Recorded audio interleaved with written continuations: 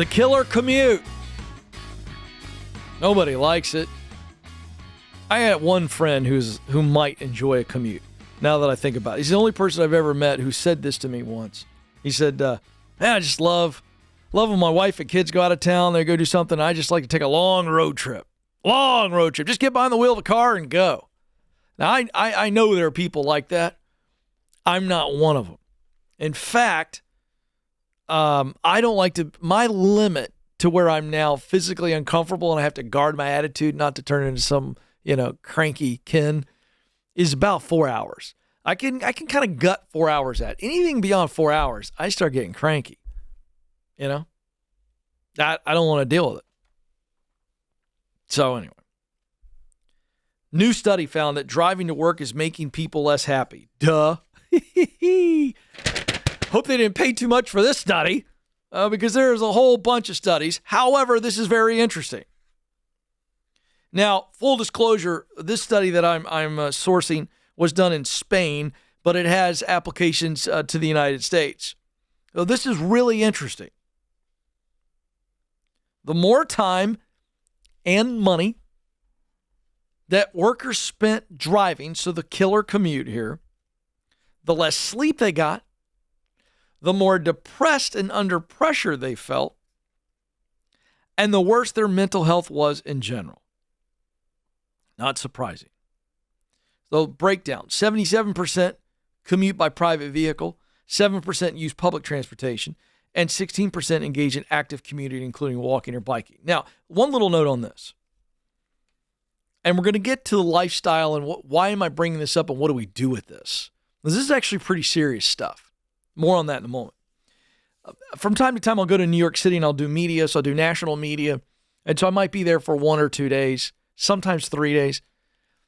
And I will tell you that we always stay in a hotel that is going to be close to where I'm doing media.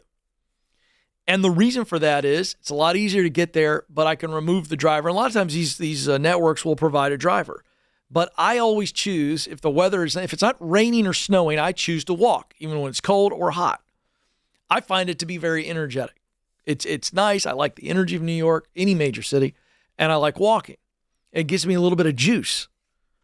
So outside of walking or biking, which I think have really positive impacts, the driving your own car or riding with others, rideshare, and the public transportation can be stressful. Now, obviously, the driving of your own car is more stressful. You got to pay attention, make sure you don't get hit, that you don't hit somebody when you're driving. You're sitting in a traffic jam. You're out of your mind, frustrated. You hit every red light, all those things. You don't have to worry about that when you hop on a train. But here's what they found. Those who drove to work were more likely to be overweight, obese, and tired. Why? Stressed out. You may be eating the car, or you've been in a long ride. I know that I'm an emotional eater. That means there's a lot of emotional eaters. I have a bad day or stressful day. Let me tell you what I'm doing. A lot of chips and salsa and queso or some pizza. That's my go-to, man. If I'm not feeling good, give me the carbs, right? Well, that's not good for you. Those aren't the good carbs. Multiple studies around the world have also found that those who drive to work have a higher risk of, listen to this, higher blood pressure, diabetes, and obesity. And again, why? You're drained.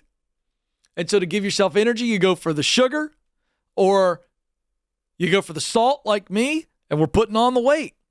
Commuting is killing people, literally. So now what do we do with this? Here's what I think you got to do.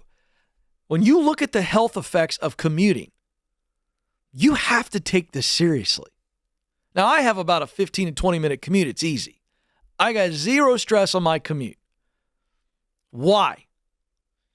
Because I chose to live close to where I work. You have two options right now if a commute's killing you. Change your job or change your house. Well, wait a second, Ken. I love the school that our kids are at, and I love my country club. Change your job or change your house. If your commute's killing you, you got one or the other. And I know that's not fun, but do you want a better life? I'd change my lifestyle, and I'd change it quick.